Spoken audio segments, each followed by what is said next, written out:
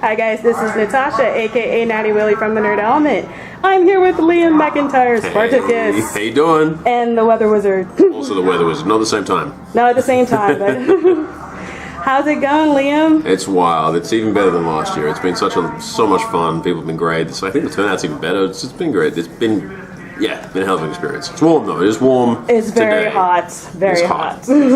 And you're nice and air conditioned, so they're taking good care of you. Yeah, right now I'm in air conditioning. I haven't been so far up, so I was like, this interview, yes, if it's in air conditioning, I'm doing it right now. Well, thank you for that. So I didn't get a chance to ask you last year. Yes. But if you could have played a Roman, who would it have been and why? Well, I mean, I wouldn't have played Batiatus because that's just, John Hannah was so good.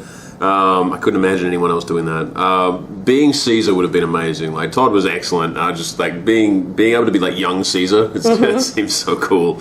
So I mean, yeah, maybe Caesar. Like Crassus was amazing as the big bad guy that's sort of floating over the whole show and then suddenly comes to power. And yeah, I mean that was Simon was excellent at that. But I don't know, being Caesar, it's pretty cool.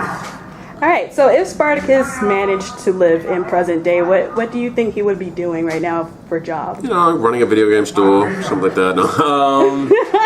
I reckon he'd be a laborer. I think he'd be probably building houses. I mean, you can't always be setting people free all the time. But, you know, maybe... I don't know. He could have gotten into politics. He could be running for president right now. Vote Spartacus for president. He'd probably be a better candidate. I'm sorry. I'm Australian. I can't even begin to understand. I'm like, it's all news to me. So Todd recently was announced that he was going to be on The Flash. Because that's amazing news. Yes. Yes, it is, and I'm hoping to ask him about it. But now that you've been the Weather Wizard, have you given him some tips as far as being on set? Well, just don't let the Flash beat you, because that sucks. To be honest, the people on Flash are just... I haven't been on a nicer set than since Spartacus. They're just the best people. They're all Grant and Danielle and all the time, everybody. And it comes from the producers down, Greg Berlanti down. They care so much about that comic book, about that story, about that character, and you can just tell. And that was the same as Spartacus. They cared so much about telling that story right and well and doing what needed to be done to make that a good story. And I feel the same thing on The Flash, and everyone's excited to be there. So there's not much to tell him. You know, at the end of the day, I spoke to him. Apparently, he had the best time. You know, and I would expect nothing less because it was just such a good bunch of people. Okay. Yeah. Now, there have been some people on The Flash and Arrow that are going to be on all four shows, or at least contracted to potentially be on all four shows. That's now, the true. Weather Wizard is at least alive. He is. So, could there potentially be a multiverse? If I can find the right person to speak to, hey, Greg Berlanti, baby, come on, talk to me. I just think everything needs weather. I'm just telling you right now. It does. And I get that it's expensive to do, but come on, yeah, you can have less weather. No, I would. It's such a good pantheon of shows. I would love to be part of it more if it's something that comes up. But again, they tell amazing stories there. So whatever they want to do, I'm happy with.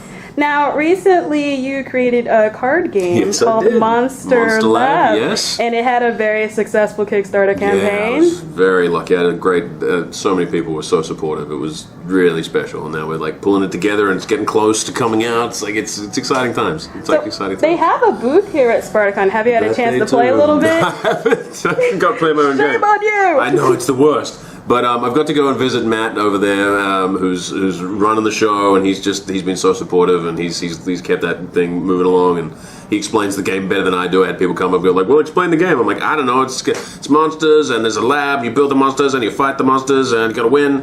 And he's like, all right, I'm gonna take over now. So what he really means is this, and I'm like, oh, that's much better. So, so I'm like, Matt, don't go anywhere.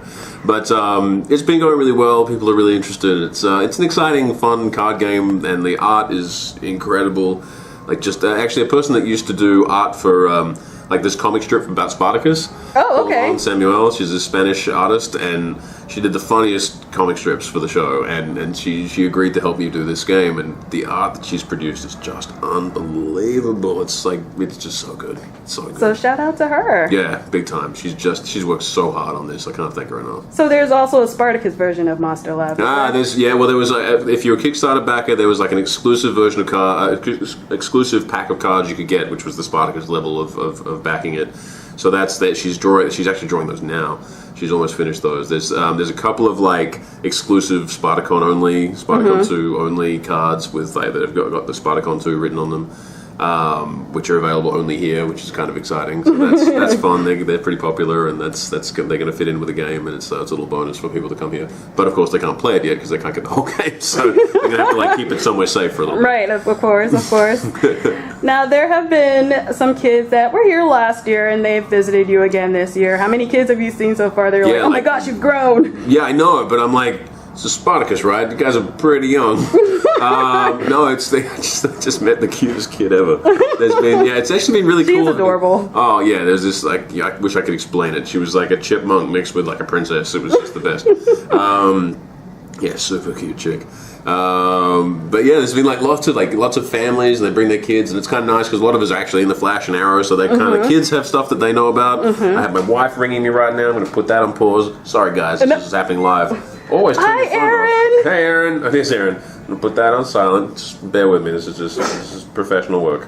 Professional work. This is just pretend this isn't happening. There you go. Hi, and I'm back. So kids. It's kind of funny because you see people grow up. In fact, even like Spartacus members, like Tyrone Bell, who trained me all through Spartacus. I hadn't seen him for a few years. So I'm like, oh my god, look at you now, man. You're even bigger now. It's like a unit. But it's kind of cool seeing like the family, all the people coming back, and like the fans that came last year. Most of them have come back this year. It's awesome. It's a really cool experience. All right. Well, thank you, Liam, for taking the time to talk to me. Yeah, anytime.